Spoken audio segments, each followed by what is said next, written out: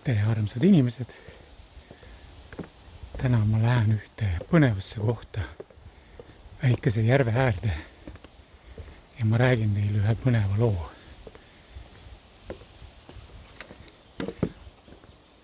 Ma räägin teile loo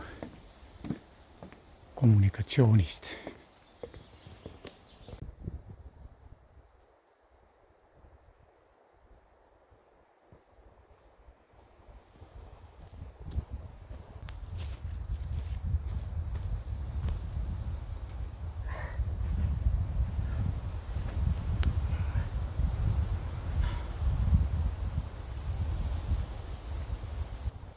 Nii, ma olen siis omal koha sisse võtnud siin Kõnnu järve ääres. See on üks huvitav järv, väike, täitsa ümmargune järv, raba sees. Ja mind toodi siia võib-olla üks kuu aega tagasi. Ja siis ma tundsin, et siin järvel on mingi võluenergia või võluvägi. Ja ma kuulsingi selle inimese käest, kes mind siia tõi, et siin on paljud inimesed terveks saanud. Nad on siin lihtsalt jalutanud tunde. Nad on istunud siin mingites kohtades, küll puude peal ja rabas mingites soppides ja nad on tervenenud. Kui see on nii, mul on lihtsalt hea meel selle üle. See näitab seda, et kui inimene kommunikeerub loodusega, siis loodus annab talle seda väge ja tervist vastu.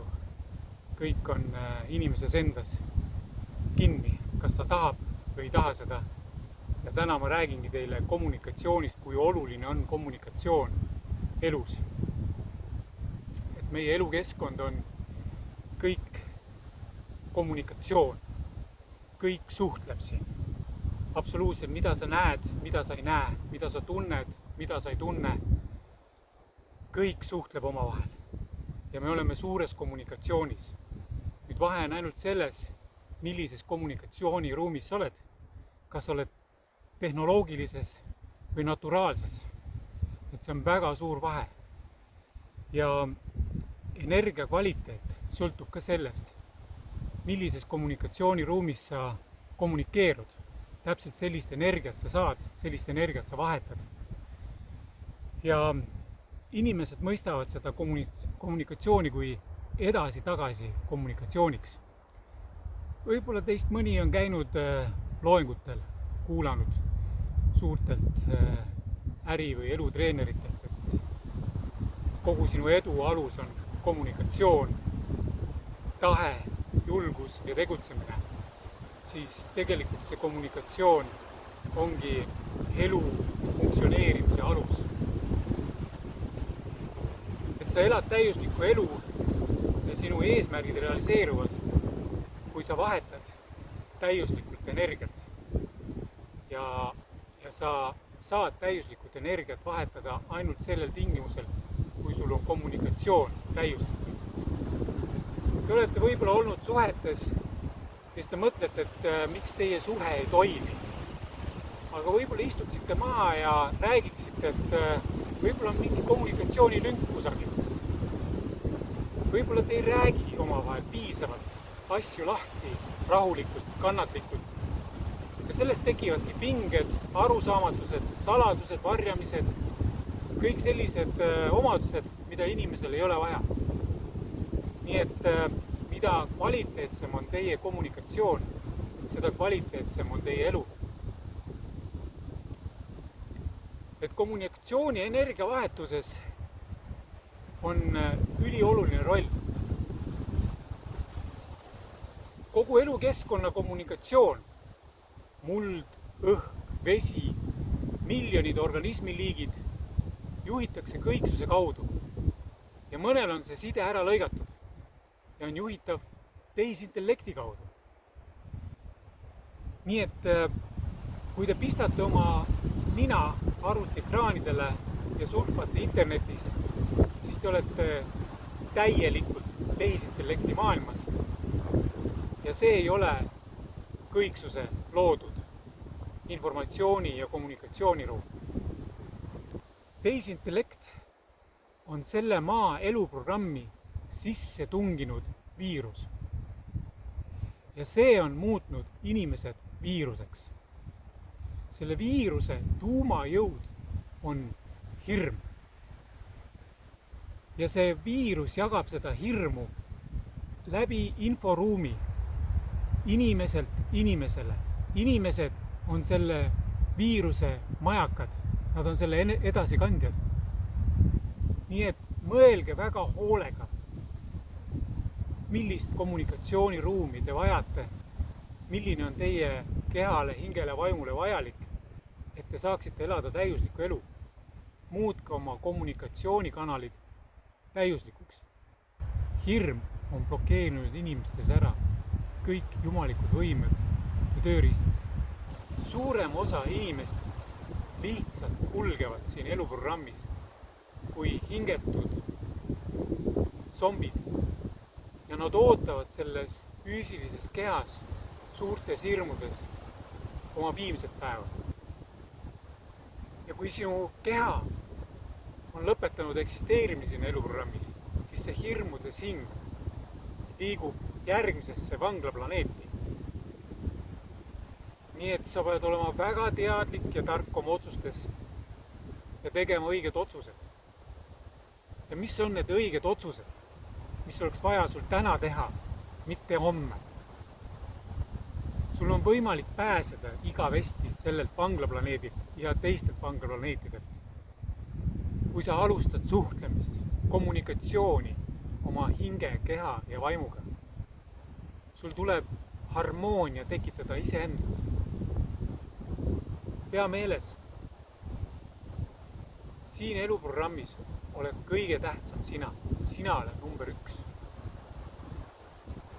Ei ole tähtis sinu lapsed, ei ole tähtsad sinu vanemad, ei ole tähtsad sinu tööandjad, ei ole tähtsad sinu parimad sõbrad.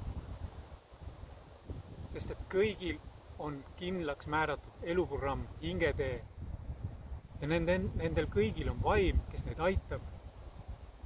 Aga sina saad tegeleda ainult oma hinge, keha ja vaimu tööga. Ja kui see on täiuslik, siis sind ümbritsevad täiuslikud inimesed, täiuslik elukeskkond, täiuslik kommunikatsiooniruum, täiuslik inforuum. Sul tuleb alustada kohe ja nüüd iseendast. Loo harmoonia oma hinge, keha ja vaimuga. Alusta suhtlemist. Kuidas sa saad luua kommunikatsiooni oma keha, hinge ja vaimuga? Seda on lihtne öelda, aga päris keeruline teha. Mis on selle hinge ja vaimu ja keha harmoonia loomise alguses kõige olulisem? Ja see aitab sind edaspidi elus. See treenib sind olema kannatlik. Inimene loodi harmoonias kõiksuse ja tema elukeskkonnaga. Ja inimene loodi looma seda harmoonilist elukeskkonda. Ja inimesele anti kõik vajalikud vahendid, tööriistad, võimed. Ja need on tema sees kõik olemas. Et neid käivitada ja alustada hinge ja vaimu kehaga suhtlemist, lihtsalt tee see taotlus. Võid teha mõttes, häälega, istud vaikses kohas ja ütled: armas keha, armas hing, armas vaim, ma tahan teiega nüüd suhelda. Palun vastake mulle, kas on õige aeg, õige koht teiega suhtlemiseks. Sa saad signaali, märguande ja sa ei suuda seda maha magada, sest sa tunned selle ära, sest see tunne või märguanne on täiesti erinev sinu igapäevasest elust. Ja see on märk, et võid alustada suhtlemist. Ja ära karda suhelda oma keha, hinge ja vaimu, sest neile meeldib väga suhelda. Suhtle või 24/7. Nemad ei väsi ära, ennem väsid sina ära. Ja küsi julgelt, kui sa kahtled mingis otsuses. kahtled mingis sündmuses, siis lihtsalt istu ja küsi. Armas hing, palun ütle mulle, kas ma peaksin minema sellele peole täna kell 8:00 õhtul? Ütled selle koha ka. Ja kui hing ei reageeri, ei anna sulle mingit märguannet, siis sul pole vaja sinna minna, sest see ei ole sinu kõrgemaks hüvanguks. Aga kui hing annab sulle märku, mõnus surin, kõdi või sihuke mingi signaal, mis on meeldiv, igal juhul, kui tuleb mingi meeldiv tunne või meeldiv märguanne, siis on sul roheline tee ja mine võtta sellest sündmusest osa. Nii on iga muu küsimusega. Ja küsi alati hingelt. Armas hing, kui ma otsustan teha nii, kas see on minu kõrgemaks hüvanguks? Ja hing jälle vasta. Jälle sa tunned ära. Kui ei vasta, ei reageeri, järelikult sa ei peaks nii otsustama. Oluline hinge ja vaimu ja kehaga suhtlemisel on see, et ole kannatlik. Need, kes on selle tee ette võtnud ja kes on saavutanud hinge, keha ja vaimu harmoonia ja suhtlemisel, neil tuleb see automaatselt. Piisab, kui mõelda, et kas ma lähen täna jalgrattamatkale sellel marsruudile sellel kellaajal ja nad saavad kohe vastuse. Jah või ei, see tuleb automaatselt. Iga inimene jõuab sellesse kohta. Iga inimene saab suhelda oma keha, hinge, vaimuga, sest ta on nii loodud. Tal on need võimed kõik olemas. Ärata need üles. Ja kuidas sa saad need kiirem üles äratada, on see, raiska vähem aega internetis olemisele, nutiseadmetes olemisele, eemalda võimalikult palju segavaid elektroonilisi seadmeid, elektroonilisi laineid ja püüa olla kas või alguses harjuta linnast väljas, rahulikus kohas, looduses, metsas, jalutades. Sa ei pea istuma, et seda harjutada, sa võid kõndides seda teha. Lihtsalt keskendu oma südamele, keskendu hingamisele ja suhtle mõttes oma hinge, keha ja vaimu. See on treening. Aga kui sa tahad oma hingeteele tagasi jõuda, siis tuleb see teekond ette võtta. Vastasel juhul oled sa hinge unarusse jätnud, vaimu unarusse jätnud, keha unarusse jätnud ja sa oledki ümbritsetud sarnaste, samasuguste inimolenditega, hingetute, ilma mõistuse, ilma intelligentsita ja selline sinu maailm ongi. Nukker, kurb, täis zombisid. Armasta oma keha, hinge ja vaimu tingimusteta.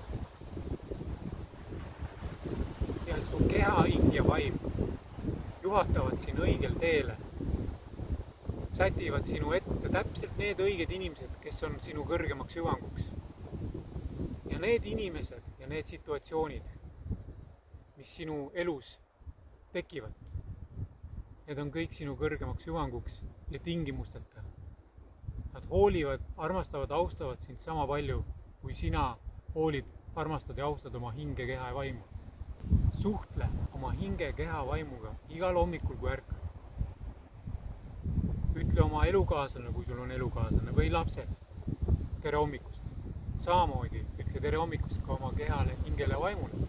Tere hommikust mu keha, tere hommikust mu vaim, tere hommikust mu hing.